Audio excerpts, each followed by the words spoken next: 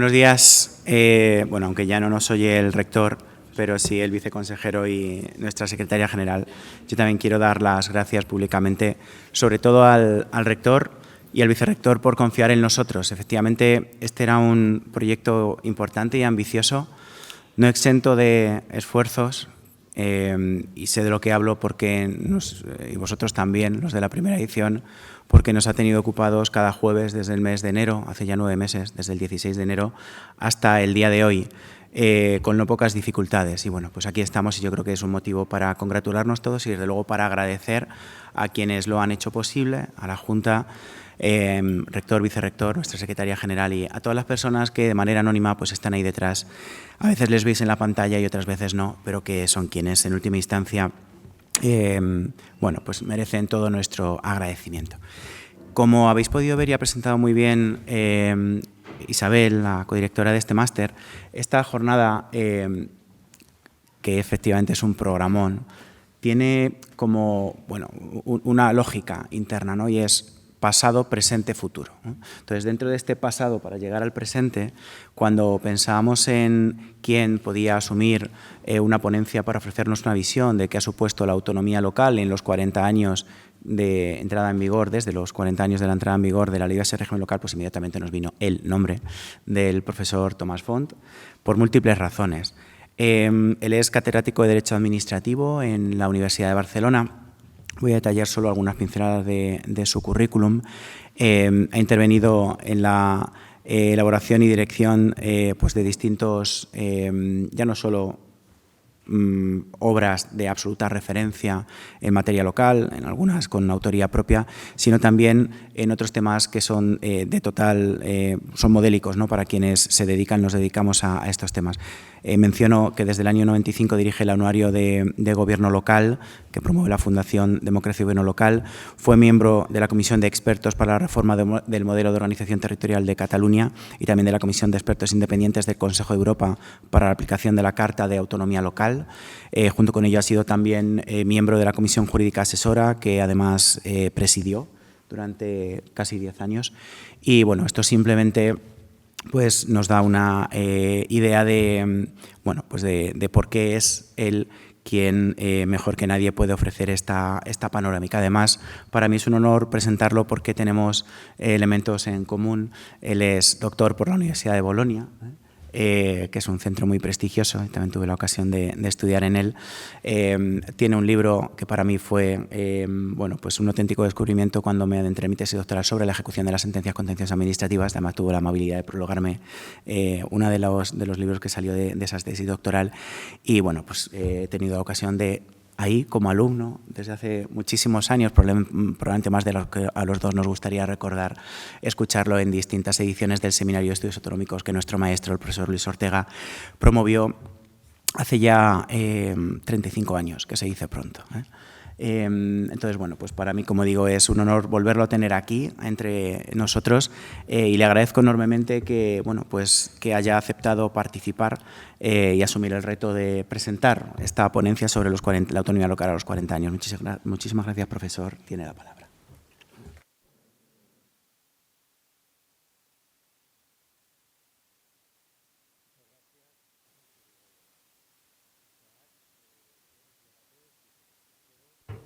Así le doy. Venga. Pues muchas gracias, Isaac, Isabel también, viceconsejero, queridos compañeros y alumnos de la primera camada, de la segunda camada del máster. De verdad que es una satisfacción, os agradezco mucho que me hayáis invitado a participar en esta jornada. Vengo con gusto siempre a la Universidad de Castilla-La Mancha, este Centro Europeo de Estudios Europeos Luis Ortega Álvarez. La verdad que os lo agradezco porque me permite algo así como venir periódicamente a interrumpir la prescripción del recuerdo, para que no prescriba el recuerdo de nuestro querido, entrañable maestro y amigo Luis Ortega. Es una buena ocasión para seguir contrastando el pensamiento y las enseñanzas de nuestro querido Luis Ortega. Bien, y es una satisfacción también participar en un acto de formación un acto de formación, porque me parece lo más relevante, y se ha dicho ya por el viceconsejero, por el rector, la intervención de la universidad en formación de funcionarios, de empleados del sector público local para prestar adecuadamente los servicios a la ciudadanía es una tarea, a mí me parece, fundamental. De manera que también en ese sentido os agradezco la invitación porque nos permite colaborar en esta estupenda tarea. Y por tanto, además, os felicito a la Universidad de Castilla-La Mancha, a la Consejería y a las diputaciones que han intervenido por esa iniciativa, ¿no? Vamos a ver, hablar de autonomía local con motivo de los 40 años de la Ley de Bases, aunque Isaac decía, bueno, vamos a mirar al pasado, tal, yo creo que no es solo mirar el pasado, no solo, sí, evidentemente conocer bien el pasado, para a partir de ahí afrontar los retos que están delante nuestro en la organización, funcionamiento de nuestras corporaciones locales, ¿no? Los retos de futuro inmediato. Y recordemos que son 40 años de la Ley de Base de Régimen Local, cuidado, pero también 40 años de la Carta Europea de Autonomía Local, que debemos tener presente para revitalizarla también, porque tampoco pasa por sus mejores momentos. De manera que hay que ver también esa perspectiva europea de apoyo y de protección de la autonomía local. Muchos se preguntan, bueno, ¿cómo una ley de régimen local ha tenido esa larga vigencia, 40 años? La verdad es que solo una ley de régimen local ha superado esta duración, la Ley de Municipios de 1876, que duró hasta el Estatuto de Calvo Sotelo del año 24, es la única que ha superado. Pero la Ley de 1985, nuestra Ley de Régimen Local, es la de las más con vigencia temporal prolongada. Y uno se pregunta, ¿a qué se debe esto? ¿No? ¿A qué se debe esa longevidad? Yo creo, sin duda, entre otros factores, pero quiero destacar aquí la concurrencia en su gestación de una gran calidad técnica,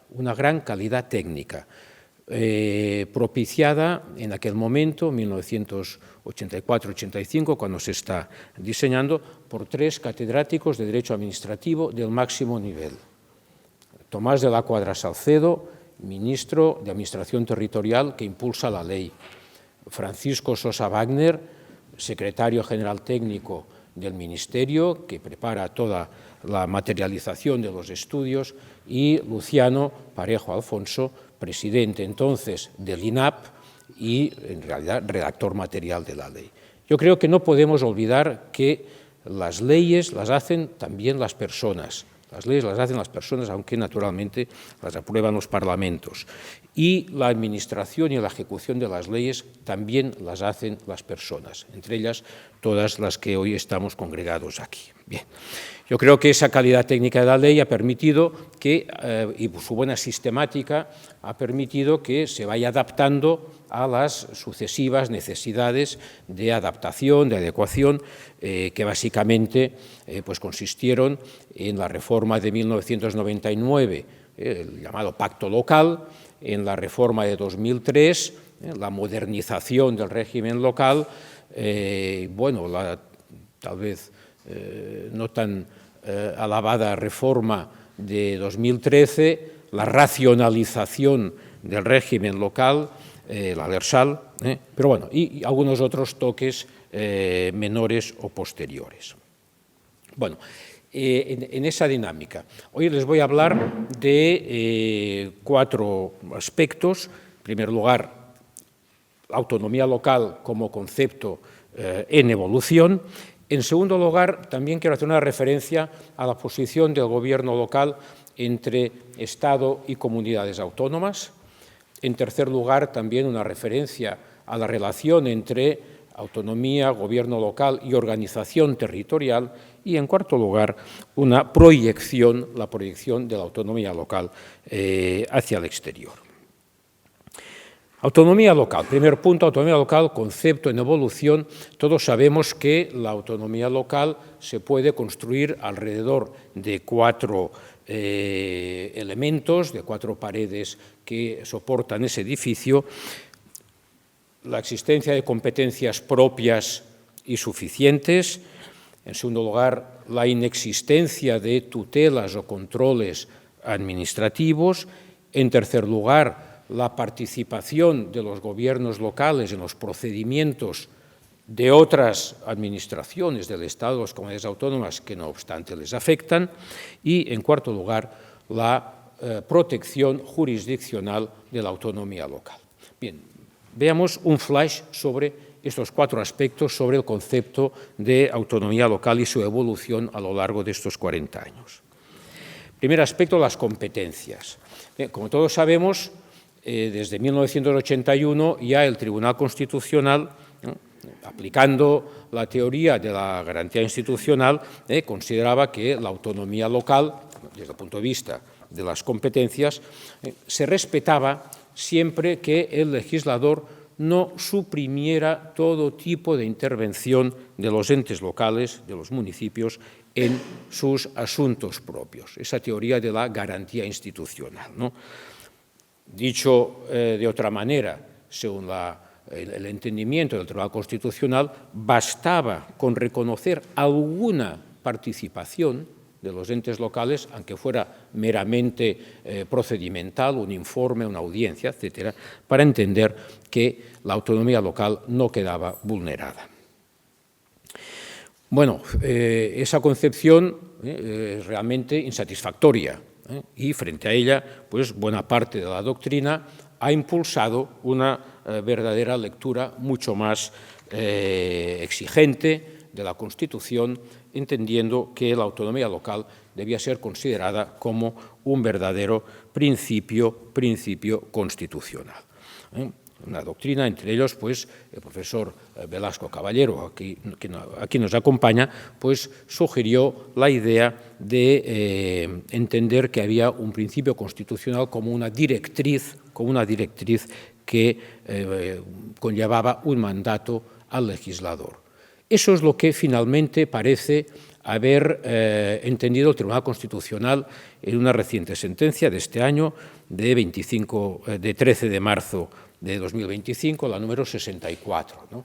En esa sentencia, el Tribunal Constitucional declara que, como un principio en sentido técnico jurídico, comporta, dice, sí, un núcleo mínimo que no puede ser desconocido por los poderes públicos, pero también dirige al legislador un mandato de optimización para alcanzar, fijaros bien, los niveles más altos posibles de autonomía local. Por tanto, estamos aquí, yo creo que hay un avance decisivo en la medida que permite superar una visión meramente defensiva de la autonomía local, de protegerse para que se respete el mínimo que la haga reconocible y, en cambio, se pueda proyectar como un principio activo de mejora democrática. El mayor nivel posible de autonomía local. Claro, el propio tribunal, en esa misma sentencia, no se atreve a llevar a todas las consecuencias su mismo pronunciamiento, su misma posición, ¿no? Porque en ese caso enjuiciado, que era un decreto ley de Cataluña en materia de régimen urbanístico de los apartamentos turísticos, en esa misma sentencia nos dice que sigue utilizando la técnica tradicional y dice, no, ese decreto ley en realidad tampoco llega al punto de eliminar toda la capacidad de los ayuntamientos para intervenir en esa materia del régimen urbanístico de los apartamentos turísticos. No le priva de todo tipo de intervención. Bueno, eso es la vieja teoría, ¿no? Y el tribunal no se dirige en puridad a examinar si en esa norma que se impugnaba se había alcanzado el mayor nivel posible de autonomía. No ejerce ese análisis, ¿no? que es lo que exigiría el mandato de optimización, según hemos dicho, ¿no? Por tanto, debiera haber analizado si se produce el menor nivel posible de restricción de la autonomía local. Y eso no lo hace el tribunal, ¿no? Por tanto, la efectividad de esa nueva concepción que señala una evolución y un cambio en el concepto mismo, la concepción de autonomía local, la efectividad de ello requerirá un proceso de concreción, tanto como método interpretativo como en los procedimientos normativos.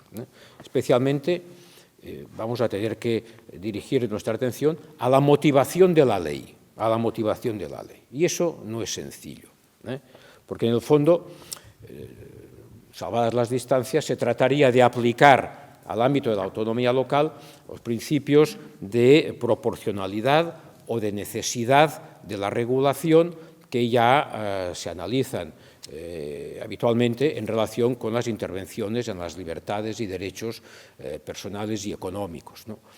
Pero claro, eso exige un análisis de los procedimientos, la fundamentación de la ley, la motivación de la ley, y eso es muy complicado.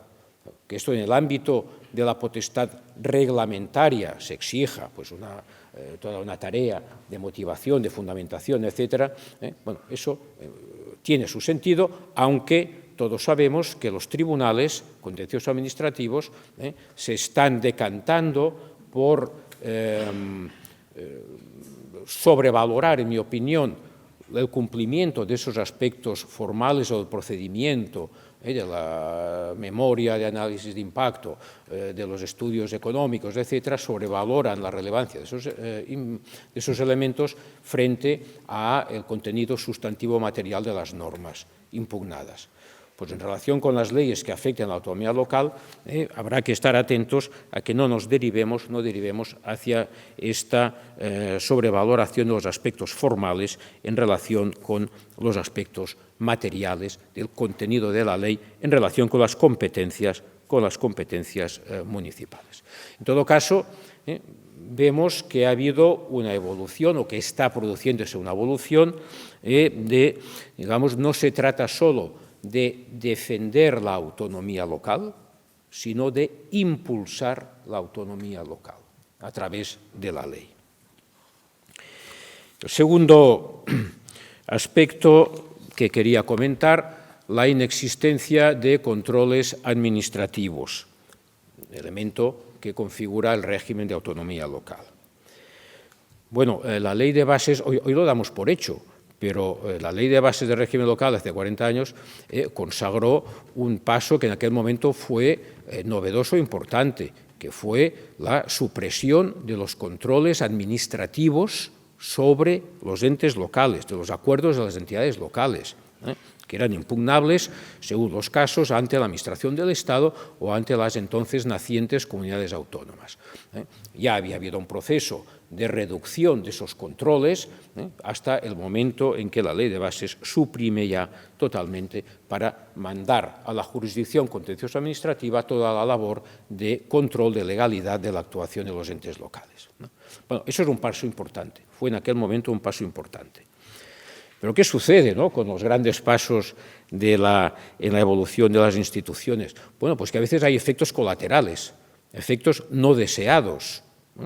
Lo que es favorable en una cierta orientación de protección de la autonomía local, en ese caso redundó en un perjuicio sobre el sistema de garantías de los ciudadanos, que en muchas ocasiones, en relación con muchas actuaciones de los gobiernos locales de escasa entidad, se veían abocados a emprender recursos contenciosos administrativos para cuestiones que no requerían, bueno, que no eran proporcionadas con las cargas y los gastos que ello representaba. Enseguida se pensó en la supresión de las vías económico-administrativas. La vía económico-administrativa contra los actos tributarios locales que tenían un mecanismo de solución ágil, gratuito, etcétera, y que en cambio, al desaparecer, pues se abocaba a todos los recurrentes hacia los tribunales contenciosos administrativos. Bueno, ello generó rápidamente la reacción innovadora de algunos ayuntamientos para proteger la posición de los ciudadanos, creando propios organismos internos, administrativos, de carácter especializado, de carácter independiente, que pudieran dar satisfacción dentro de la propia entidad local a los recursos que presentaran los ciudadanos. El Ayuntamiento de Barcelona creó el Consejo Tributario, un órgano formado por expertos externos al propio Ayuntamiento, que solventaba esos recursos con autoridad y que produjo inmediatamente una disminución de la litigiosidad en esas materias. Bueno, el éxito de esta experiencia provocó que años después, en 2003, con la Ley de Modernización, se extendiera esta exigencia de un órgano económico-administrativo interno en el régimen de las grandes ciudades. El régimen de las grandes ciudades. Todos sabemos que esto está funcionando a la perfección. Bueno, a partir de aquí, hoy se está planteando si no habría, de cara al futuro, que pensar en extender ese sistema de una vía administrativa interna al propio ayuntamiento, naturalmente, en las grandes ciudades donde hay capacidad, o bien con el concurso de las diputaciones provinciales para otro tipo de entidades locales, extender esta vía de recursos internos y con órganos independientes a otras materias que no sean las tributarias solo, materias de urbanismo, de sanciones, de convivencia ciudadana, de empleados públicos, etc. Bueno, hay que pensarlo en esto. Hay que pensarlo, porque otro elemento colateral, otra consecuencia colateral de la supresión de los controles fue una reforma de la jurisdicción contencioso-administrativa, años después con la creación de los juzgados unipersonales de lo contencioso-administrativo. Porque, claro, la supresión de controles administrativos, como dice la exposición de motivos de la ley de la jurisdicción, dice, produjo una avalancha de recursos contra actos de las entidades locales en las salas de las entonces audiencias territoriales que pasaron a ser tribunales superiores de justicia. Y entonces, entre otros motivos, la creación de los juzgados de lo contencioso, que tenía ese sentido de ser el juez natural de las entidades locales, básicamente para la actuación administrativa, no para la actuación normativa que quedaba en manos de los tribunales superiores de justicia, ¿no? Ahora bien, después de tantos años de funcionamiento de la jurisdicción con esta nueva planta, la verdad es que la especialización en materia de derecho administrativo, contencioso administrativa de esos juzgados unipersonales es ínfima. Solo el 1% de los jueces de lo contencioso administrativo en toda España son especialistas en derecho administrativo. Son penalistas, son civilistas. Y eso explica, en buena parte, que una cierta insatisfacción por la actuación de la jurisdicción a ese nivel más bajo, en la medida en que, por razón de cuantía, etcétera, sean actos recurribles, abundan los recursos de apelación a las salas de lo contencioso en materia local. Hay una disfunción, fruto de la autonomía local, de una cierta concepción de la autonomía local, pero que ha tenido unos efectos colaterales indeseables. Es cierto que en las salas de lo contencioso el porcentaje de especialistas es mayor, llega entre un 25-30%, bueno, que tampoco es mayoritario, pero bueno, tiene ya una cierta presencia. Por tanto, tiene sentido, yo creo, plantearse, además de repensar la composición de los tribunales de lo contencioso, además de ello, tiene sentido plantearse extender vías administrativas realmente especializadas e independientes dentro de la propia organización local para solventar las garantías de los ciudadanos frente a la actuación de los gobiernos locales.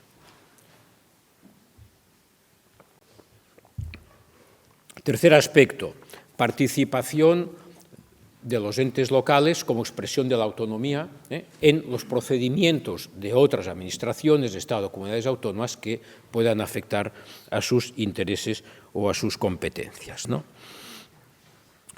Es necesario asegurar que las entidades locales participan de manera determinante, de manera activa, en los procesos de tomas de decisiones que las afectan, ¿no?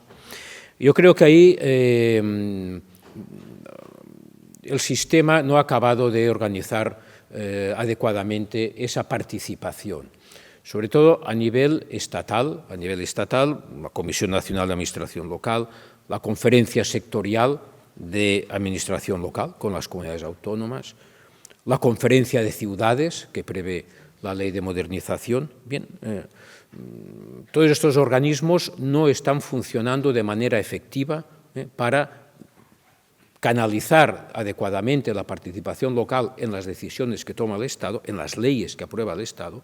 Basta ver y en las normas y en los planes, los fondos Next Generation, con participación prácticamente simbólica de la FEM como convidado de piedra ahí en esos organismos, ¿no?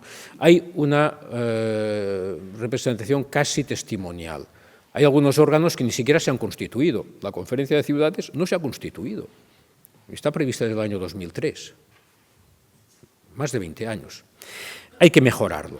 Es cierto que en el ámbito de las comunidades autónomas sí que se han adoptado algunas iniciativas más efectivas. Creación de consejos de gobiernos locales de carácter representativo político, se han creado en Cataluña, en Andalucía, con una participación preceptiva en todos los procedimientos legislativos que les puedan afectar, ¿no? Pero la verdad es que también la actuación real de estos organismos ha sido, en muchos casos, nula o muy insuficiente. Hay algunos de esos consejos de gobiernos locales ni siquiera se han constituido durante mandatos o legislaturas enteras. De manera que no está funcionando esta vertiente de la participación o representación local en las instancias superiores. Ante esa insatisfacción, algunas comunidades autónomas, y eso es de valorar el activismo y la iniciativa autonómica en esas materias, sí que han creado algunos mecanismos nuevos de alerta temprana, de reacción inmediata ante posibles vulneraciones de la autonomía local por el legislador autonómico o por el gobierno autonómico. En Euskadi, en Extremadura, se han creado algunos mecanismos realmente de hace pocos años y que, por tanto, tampoco podemos saber todavía el grado de éxito, el resultado satisfactorio de estos mecanismos, ¿no? Pero bueno, yo creo que hay pasos adelante, debemos estar atentos a seguir y a ver si las pruebas piloto, los experimentos que se están desarrollando en diversas comunidades autónomas, cada comunidad autónoma puede valorar la posibilidad de incorporarlos a su propio ordenamiento o a su propio funcionamiento institucional, ¿no? Y bueno, el último punto, la defensa jurisdiccional de la autonomía local. Bueno, ahí sí que yo creo que el balance es todavía más decepcionante. La defensa jurisdiccional ante el legislador, frente al legislador y, por tanto, la defensa de la autonomía local en el Tribunal Constitucional, ¿no? Sabemos que el conflicto en defensa de la autonomía local, que se creó el año 1999, frente a la actuación del legislador, pues bueno, sabemos claramente que no, es un instrumento, no digo prácticamente inoperante, no, totalmente inoperante. Fijaros bien, en 25 años de funcionamiento del conflicto constitucional en defensa de la autonomía local, en 25 años se han planteado 30 conflictos en defensa de la autonomía local. Bueno, solo 8 han obtenido sentencia sobre el fondo. Todos los demás inadmitidos o bien sentencias sobre aspectos colaterales que no entraban en el fondo. Solo 8 entran en el fondo de analizar si la ley impugnada vulnera o no vulnera la autonomía local. Y lo que es peor, y lo estamos esperando ya, ¿no?, la conclusión, ninguno de ellos, ninguna de estas 8 sentencias han sido estimatorias del conflicto en defensa de la autonomía local. Bueno, pues es una pieza del mecanismo que no funciona. Es una pieza que no funciona, por muchos motivos. Por supuesto, bueno, pues cuestiones de procedimiento, las trabas. Cuando se crea el conflicto en el año 99, ahí interviene el Tribunal Constitucional en una defensa de su propia posición, diciendo, no, nos van a haber avalanchas, 8.000 recursos de los 8.000 municipios contra cada ley de presupuestos y cada ley de tal, que no les da. Era un temor infundado, era un temor claramente infundado, pero ahí hizo mella y, por tanto, unos requisitos de legitimación colectiva, unos requisitos, tantos municipios que representen tanto por ciento de la población afectada, etcétera, etcétera. Difícil de cumplir, procedimientos complejos, intervención de órganos consultivos, una posibilidad de doble sentencia en el propio tribunal, un carácter mixto entre recurso de inconstitucionalidad y conflicto de competencias, toda una serie de elementos constructivos de ese sistema que no funcionaban, además de la propia concepción del Tribunal Constitucional sobre el concepto de autonomía local, que claramente era desfavorable a esas estimaciones, ¿no? Por tanto, yo creo que hay que replantear porque el Consejo de Europa, en aplicación de la Carta Europea de Autonomía Local, o con ocasión de su verificación, pues está aconsejando que este conflicto en defensa de la autonomía local debe mejorar su propia regulación. Ahí se han hecho diversas propuestas. Una posibilidad sería crear o restablecer una especie de cuestión de inconstitucionalidad sobre la autonomía local que permitiera a los tribunales ordinarios, al juez contencioso administrativo, al Tribunal Superior de Justicia, plantear ante el Tribunal Constitucional la posible inconstitucionalidad de una ley por vulneración de la autonomía local, pero con ocasión de una controversia concreta, de un conflicto concreto sufrido por un municipio en aplicación de esa ley que tuviera que conocer ese juez o ese tribunal, ¿no? Ahí habría una posibilidad de ampliar el acceso a ese mecanismo constitucional y también de vincularlo a una controversia concreta y no solo a una presentación en abstracto, ¿no? Bueno, eso requiere intervención del legislador, naturalmente, y que esté en una agenda que por ahora no se prevé. Por ello, yo creo que es posible explorar otras vías también, otras vías en los sistemas autonómicos, en los sistemas institucionales de las comunidades autónomas. Y se ha explorado ya. Los consejos consultivos de las comunidades autónomas, consejos de garantías, en definitiva, que existen en la gran mayoría de comunidades autónomas, aunque algunos son puestos en cuestión, ahí se les puede atribuir, algunos ya los tienen, la competencia de conocer previamente a la aprobación de las leyes por el Parlamento Autonómico, conocer las reclamaciones o las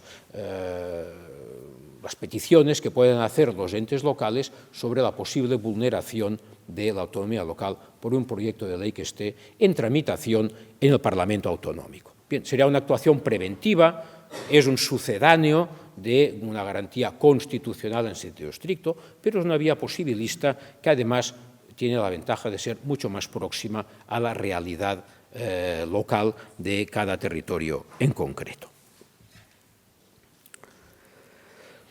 Bien, ese sería pues, un conjunto de reflexiones sobre los diversos aspectos de la autonomía local que, a la vista de la evolución en esos 40 años, pues pueden sugerir reformas o actuaciones de futuro.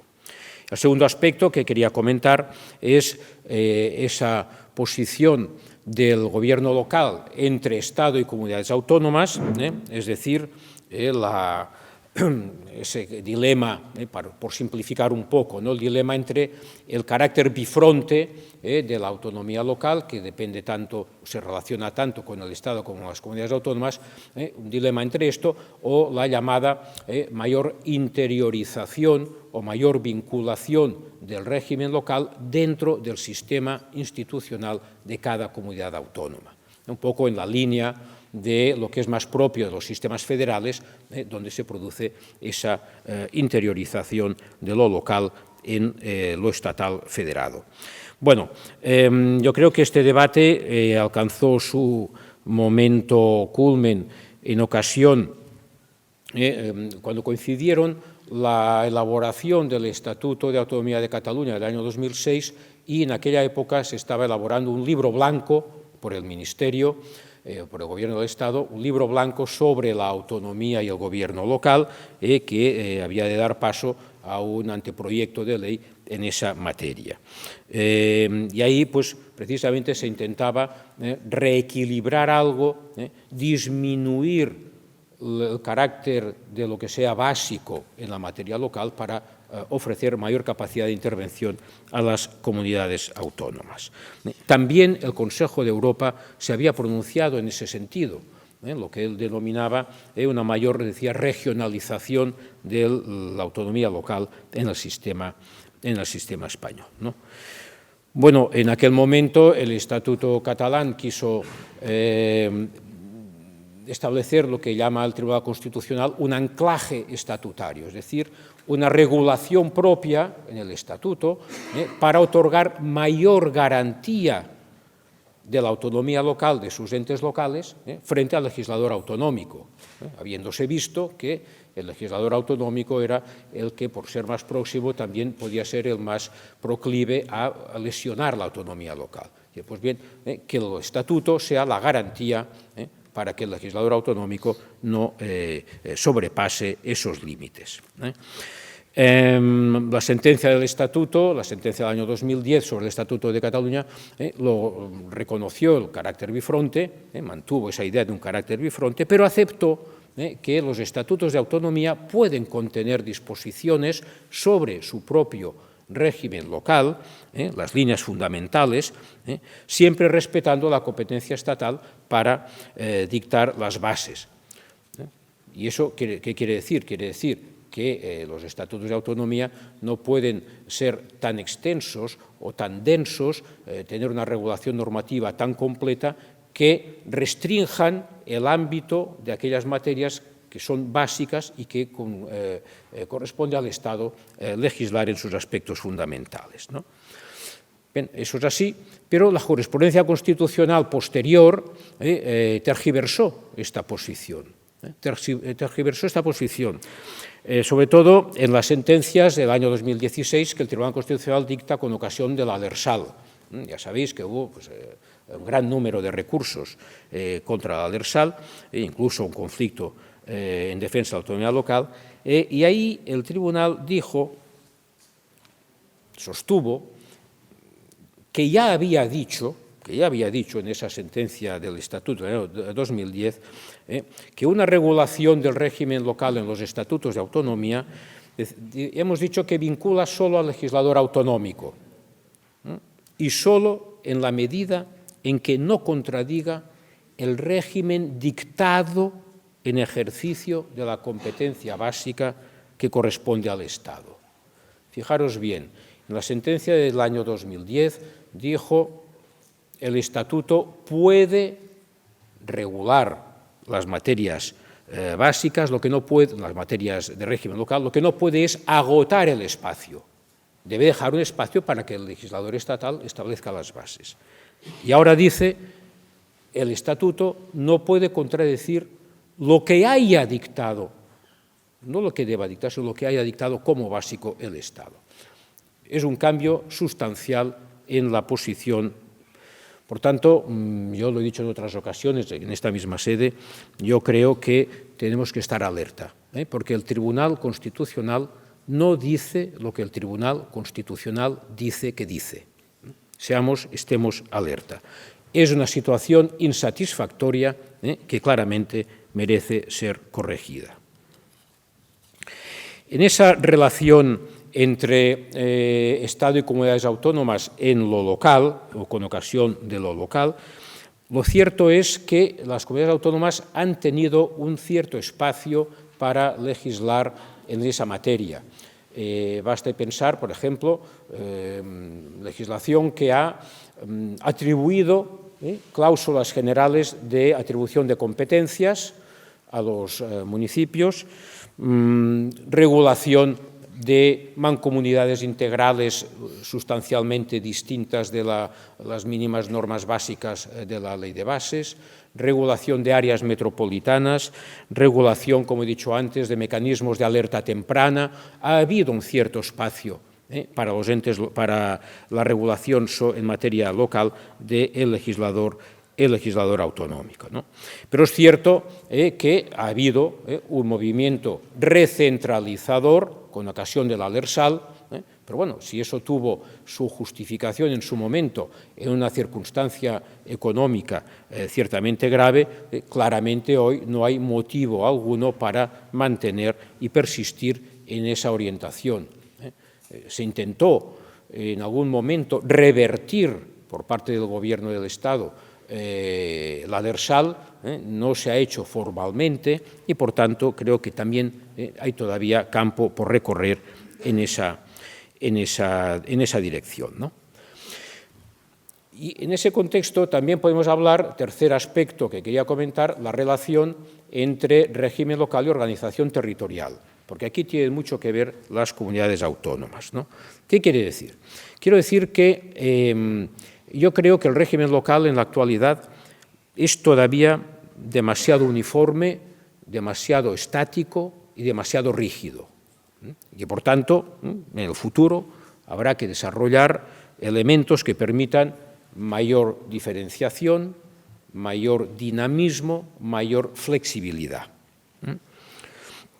Bueno, es cierto que la ley de régimen local, la ley de bases, ya admite ciertos elementos de diferenciación, de diferenciación en el régimen local, especialmente organización de las grandes ciudades, regímenes especiales de Madrid y de Barcelona, más recientemente el artículo 25.6 de la Ley de Bases, esa concreción de un principio de diferenciación explícitamente que se introdujo por Decreto Ley 6/2023, ¿no?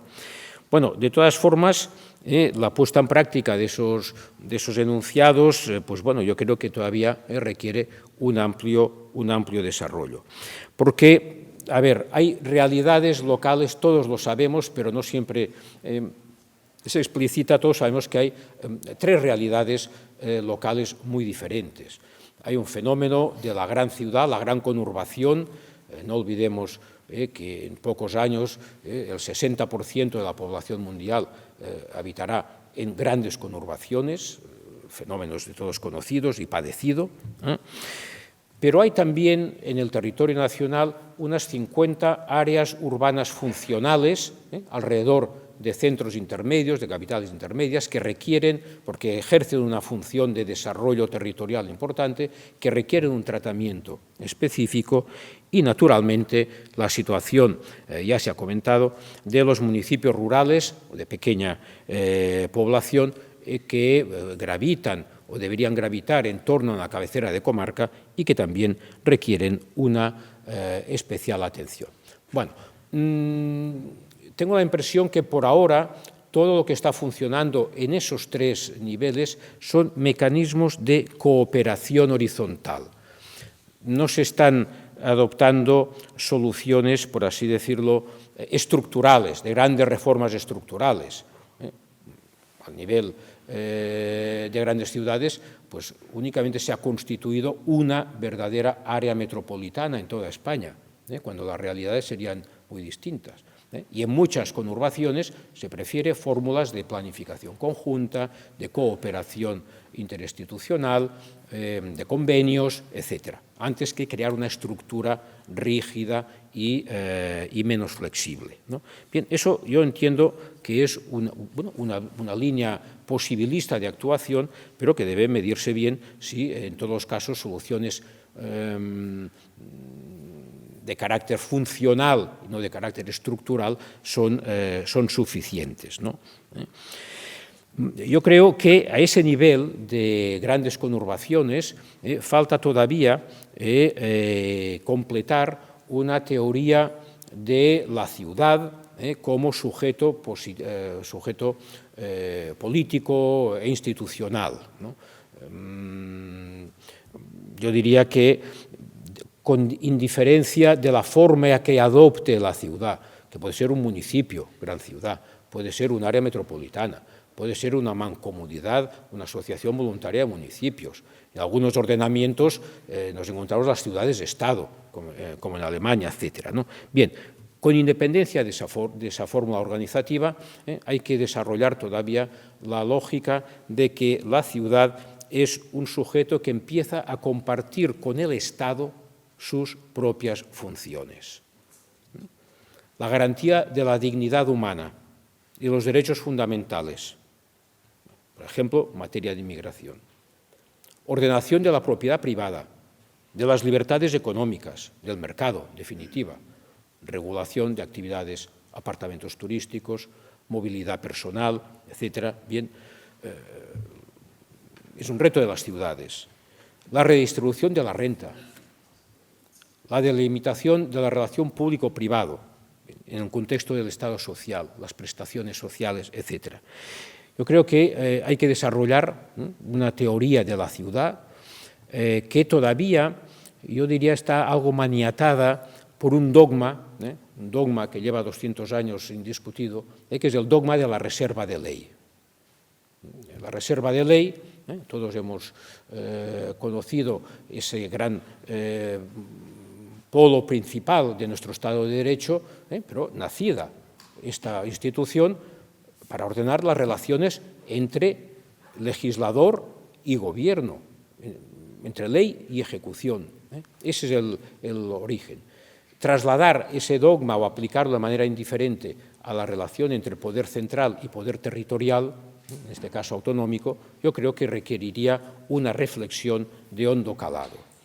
Se han hecho pequeños avances, la teoría de la vinculación negativa a la ley, es decir, bueno, los municipios pueden actuar en el marco de la ley sin contradecir, pero no necesariamente esperando una habilitación, etc. Se han hecho avances, pero creo que es un reto de futuro desarrollar todavía esas ideas, sobre todo teniendo en cuenta, lo sabemos todos y lo vivimos en el día a día, la base democrática, radicalmente democrática del municipio como entidad política de actuación social. Por tanto, el valor normativo de sus disposiciones per se no debería distar del valor normativo de la ley. Sé que es muy atrevido lo que digo, es el avance de posibles líneas futuras de reflexión y de desarrollo. En el otro extremo de la gran ciudad, del municipio que compite con el Estado, en el otro extremo tenemos los municipios de menor población, los municipios de pequeña población, la realidad absolutamente mayoritaria en España. Bueno, yo creo que por fin comienza a encontrar eco esa situación en la legislación sobre todo de las comunidades autónomas. Es verdad que hacía más de un siglo, gran maestro del derecho administrativo, León Duguit, decía: la autonomía de la gran ciudad es una realidad, de hecho, incontestable. Decía: la autonomía de los pequeños municipios es pura ficción. Bueno, pues vamos a desmentir al maestro Duguit, vamos a desmentirlo a pesar de que se hayan frustrado intentos de establecer un estatuto del municipio rural a nivel estatal, solo algunas pequeñas medidas de gestión colaborativa encontramos ahora en el artículo 28 de la Ley de Base de Régimen Local. Bueno, está por desarrollar, también es de reciente incorporación, pero también aquí las comunidades autónomas tienen, yo creo, un papel fundamental, y lo están haciendo. Castilla-La Mancha es, por ejemplo, un modelo en ese sentido, con su ley del año 21, de medidas económicas, sociales y tributarias frente a la despoblación y para el desarrollo del medio rural en Castilla-La Mancha. Yo creo que tengo la impresión, por el conocimiento que tengo, que está en marcha todo un proceso de desarrollo y que va a requerir todavía un tiempo de aplicación. Pero ahí está. Yo creo que el papel de las comunidades autónomas es fundamental en esa línea. Pero es verdad también que la diferenciación y el tratamiento específico de esas realidades no solo es cuestión de una regulación específica en actuaciones financieras, de ayuda económica, etcétera, por el legislador autonómico. Y yo creo que es fundamental que se module la aplicación a los pequeños municipios del régimen administrativo común. Es decir, hay que tocar la ley de procedimiento, hay que tocar la ley de régimen jurídico, ahí hay que llevar la diferenciación, la ley de contratos, la ley de subvenciones, la ley de patrimonio, la legislación de empleo público, ahí es donde hay que ir a insertar la diferenciación en esa normativa de régimen común. Por tanto, creo que también aquí hay mucho camino por recorrer. El último aspecto que quería señalar, os comentaba al inicio, es esa, llamémosle, proyección exterior de la autonomía municipal. A lo largo del siglo XX, la segunda mitad del siglo XX, la autonomía local en toda Europa se concibió y se desarrolló como un principio de libertad frente al Estado. El municipio como garantía de la libertad personal, de la libertad cívica frente a la intervención del Estado, con el recuerdo de los estados autoritarios del fascismo y del nazismo. Y las reacciones, el movimiento ciudadano en toda Europa, a partir de los años 40, para reivindicar la autonomía frente al Estado. Pero yo creo que en la actualidad, la autonomía local ya no es la autonomía de cada municipio frente a su Estado, frente a su propio Estado, porque los problemas con los que se enfrenta el municipio son, en muchos casos, de naturaleza global, de naturaleza y alcance global. Crisis migratoria, crisis de la vivienda, crisis energética, la sostenibilidad económica, social y ambiental, el envejecimiento de la población, etcétera, etcétera. Claro, en el momento de aprobarse la Ley de Bases de Régimen Local, hace 40 años, y de aprobar la Carta Europea, eso era impensable. España ni siquiera pertenecía a la Unión Europea, no existía como tal unión. La Carta Europea de Autonomía Local se acababa de aprobar en paralelo prácticamente con la Ley de Bases por esas mismas fechas. Yo creo que la evolución en todos esos años que se ha producido desde entonces deben reconsiderar el papel del municipalismo, de las ciudades y de todo movimiento municipalista dentro del concierto mundial. Hay que salir fuera. No es solo una relación interna municipio y el propio Estado. La autonomía local es hoy proyección global. Bueno, en el ámbito de la Unión Europea sabemos que hay muchas iniciativas que contemplan el fenómeno local, ya sea en lo rural o en lo urbano, como objeto de diversos instrumentos, de diversas políticas, Agenda Urbana Europea, Iniciativa Rural, etcétera, etcétera, programas de cooperación territorial, pero en general creo que se denota una insatisfacción grave en la participación local en la formación de las decisiones europeas. Una presencia prácticamente simbólica en el Consejo de Municipios y Regiones. Ahora, ayer mismo estaba la presidenta de la FEMP participando en una de esas sesiones, un carácter, repito, meramente simbólico. Por tanto, hay que profundizar y revertir la idea de que las políticas europeas para lo local son para lo local, pero no desde lo local. Hay que revertir esa idea. También es cierto que están creciendo las experiencias de cooperación territorial, internacional o transfronteriza de los entes locales allí donde se producen estas circunstancias, ¿no? Quiero citar solo las agrupaciones europeas de cooperación territorial, las AECT. Bueno, esa figura se trata de organizaciones de derecho europeo con personalidad jurídica propia, capaces de administrar fondos estructurales, gestionar infraestructuras, prestar servicios públicos de interés económico general, ¿no? Existen en la actualidad 88 agrupaciones europeas de ese estilo, 18 en España. No tenemos suficiente conocimiento de ellos. Pero fijaros, en algún caso, estas agrupaciones europeas, hay un caso paradigmático, que es la que se ha estructurado en torno a la ciudad francesa de Lille, la ciudad belga de Tournai, son organizaciones de carácter de gobierno del territorio y de la colectividad. Es decir, se aproximan a lo que sería una entidad local territorial de nuestro derecho interno. Yo creo que hay que tener en cuenta esta circunstancia. La tipología de entidades locales ya no se encuentra en la Ley de Bases de Régimen Local. El derecho europeo nos está incorporando nuevos tipos de verdaderos entes locales, novedosos, y que habrá que explorar sus posibilidades. No hay también que olvidar pues, todo el papel que está ejerciendo la diplomacia local, la diplomacia urbana, es decir, los lobbies de gobiernos locales, de grandes ciudades, de ciudades intermedias, de ciudades metropolitanas, que están interactuando a nivel europeo o incluso a nivel mundial para hacer presente las necesidades de los gobiernos locales en el contexto mundial, ¿no? Yo diría que el mundo local, sobre todo las grandes ciudades, pero en general, ha pasado de colaborar con el Estado, ha pasado en ocasiones a competir con el Estado.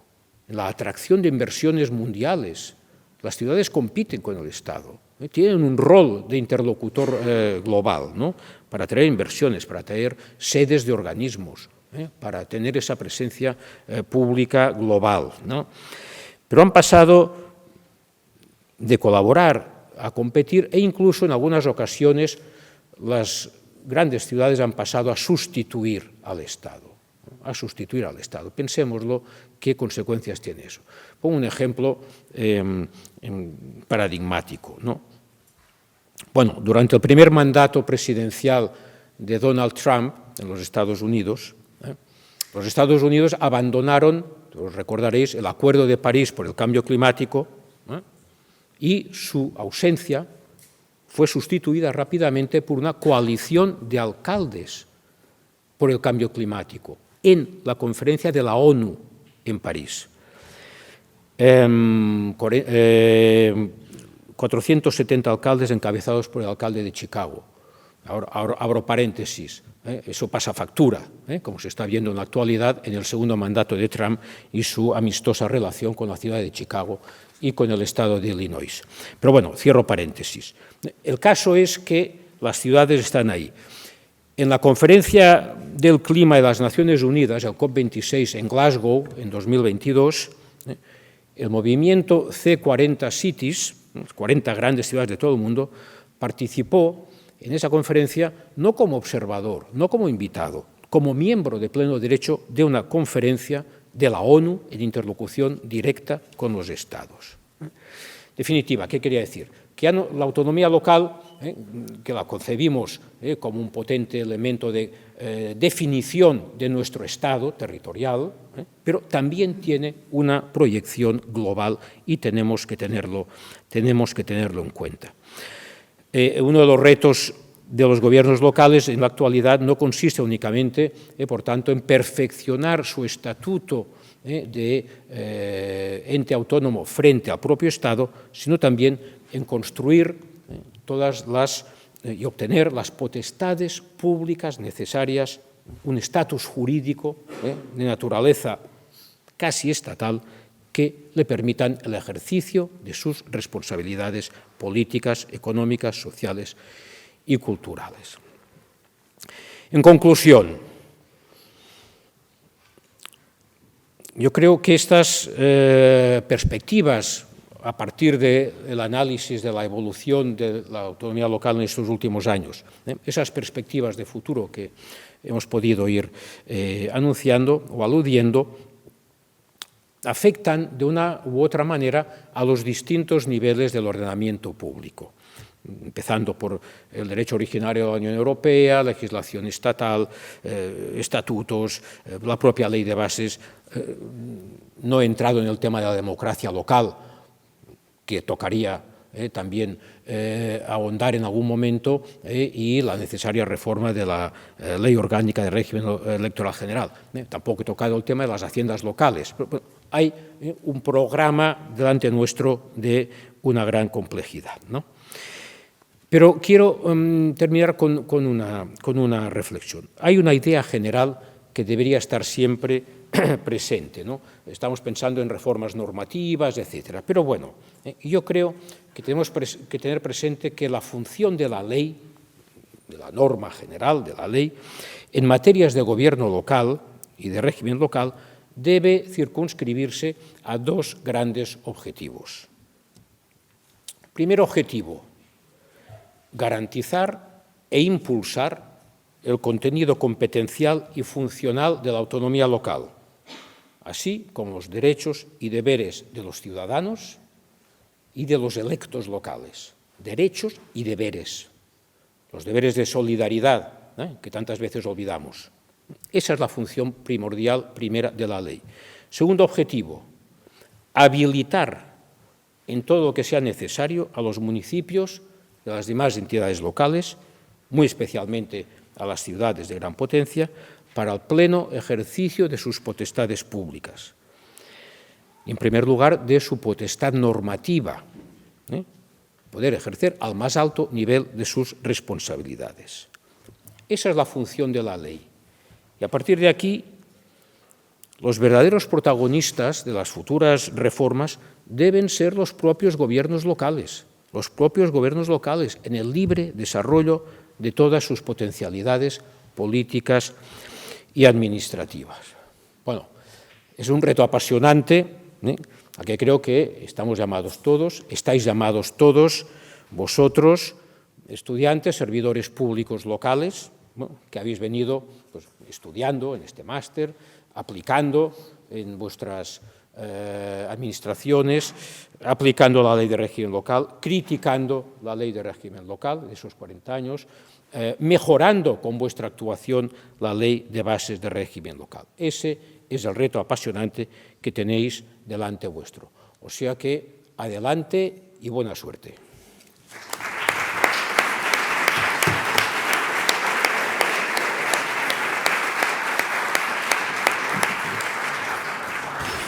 Muy bien, muchísimas gracias, querido profesor, por esta excelente y auténtica lección inaugural con una precisión quirúrgica que ha permitido desgranar en qué se traduce la autonomía local. Aunque vamos con un pelín de retraso, pero sí que nos gustaría, como ha señalado nuestra secretaria general, que esta jornada fuera también un espacio de debate, de intercambio de ideas, así que os ofrezco la posibilidad de hacer preguntas al ponente, comentarios, discrepancias eventualmente. ¿Quién se anima? Tenemos un micro por aquí en la sala. Adelante, por favor. Sí que voy a pedir brevedad porque así intentamos dar paso a más intervenciones. Sí, una pregunta al ponente.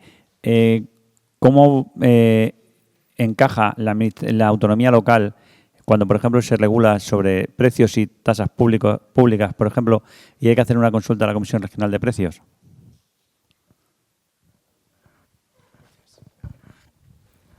Sí, es uno de los aspectos que se ponen a veces en cuestión, efectivamente. En todo caso, parece que no sea una injerencia determinante en la autonomía local.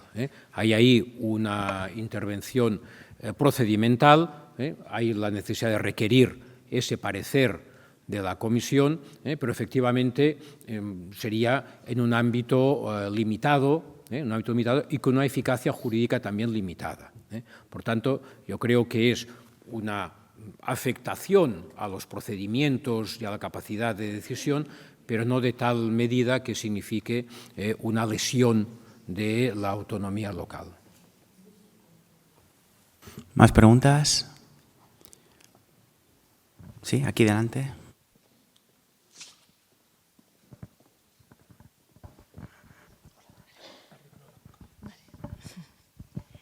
Buenas. Es que no sé si le he entendido bien o no sobre el tema de la defensa jurisdiccional, ¿no?, ante el Tribunal Constitucional. Sobre todo porque me ha llamado mucha atención el hecho de que no sé si es lo que se quiere pretender, como hacer una cuestión de inconstitucionalidad sobre la autonomía local, pero no sobre la controversia de un precepto aplicable que pueda ser inconstitucional, sino sobre una motivación derivada de la autonomía local. Entonces, no sé cómo cuadra dentro de la figura de la cuestión de inconstitucionalidad, ¿cómo se podría hacer? O sea, es lo que, no sé si lo he entendido bien o... Esa es mi pregunta.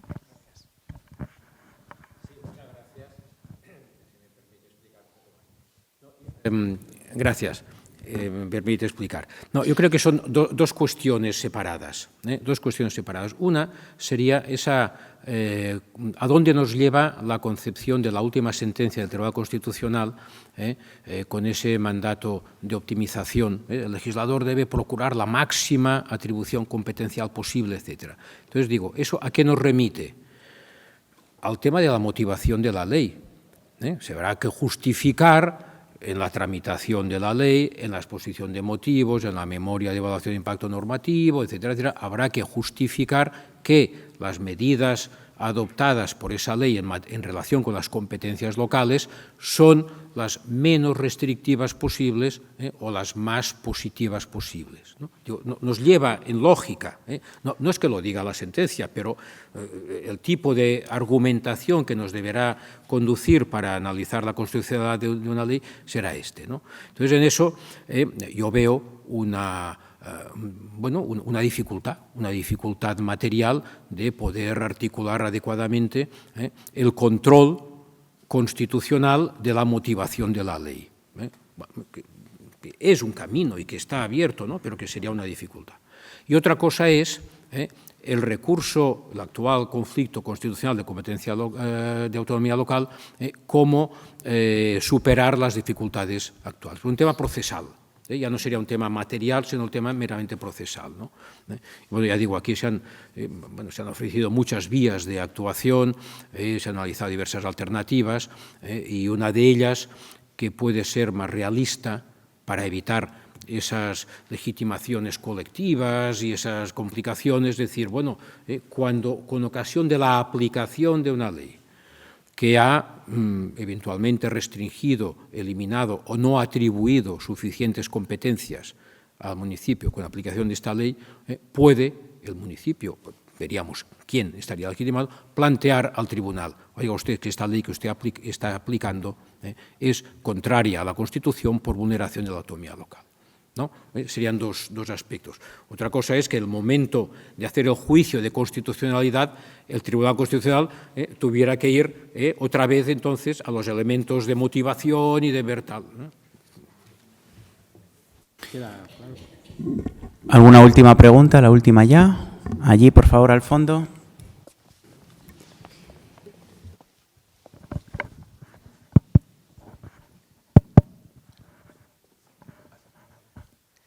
Hola, buenos días.